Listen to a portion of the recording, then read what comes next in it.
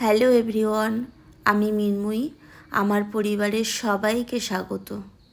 আগের দিন আমি গীতার অষ্টম অধ্যায় অক্ষর ব্রহ্মযোগ নিয়ে আলোচনা করেছিলাম। আজ আমি আলোচনা করব গীতার নবম অধ্যায় রাজগুহ্য যোগ নিয়ে।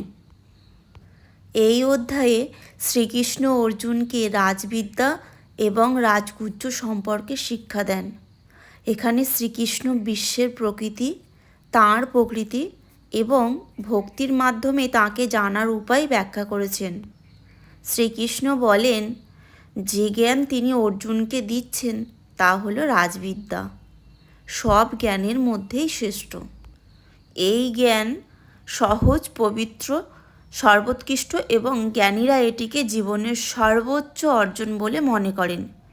এই জ্ঞানের মাধ্যমেই মানুষ মোক্ষ লাভ করতে পারে এবং জন্ম ও মৃত্যুর বন্ধন থেকে মুক্তি হতে পারে।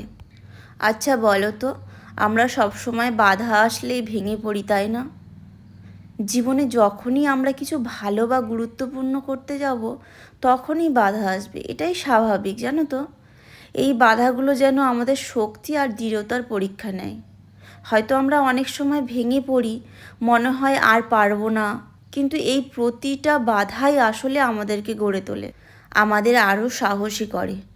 জীবন কখনো সোজা পথে চলে না।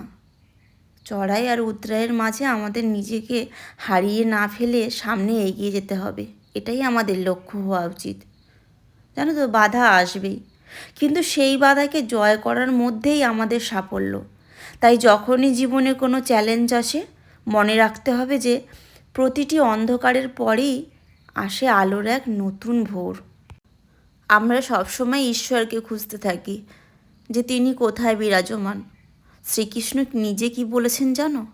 তিনি বলেছেন তিনি সমস্ত জগতের স্রষ্টা এবং তিনি সর্বত্র বিরাজমান। তিনি জগৎকে ধারণ করেন, কিন্তু জগৎ তাকে ধারণ করতে পারে না।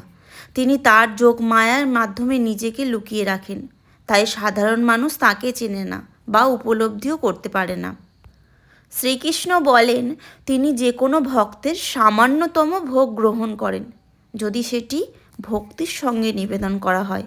এটি একটি পাতা, ফুল, ফল বা জলও হতে পারে।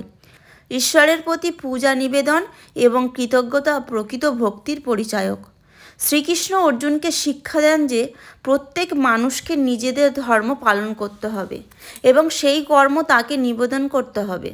কর্মফলের প্রতি আকাঙ্ক্ষা না রেখে ঈশ্বরকে সব কাজ উৎসর্গ করলে মানুষ কর্মফলের বন্ধন থেকে মুক্ত হতে পারবে। শ্রীকৃষ্ণ সব মানুষের প্রতি সমান দৃষ্টি দেন, কারণ প্রত্যেকেই তার অংশ।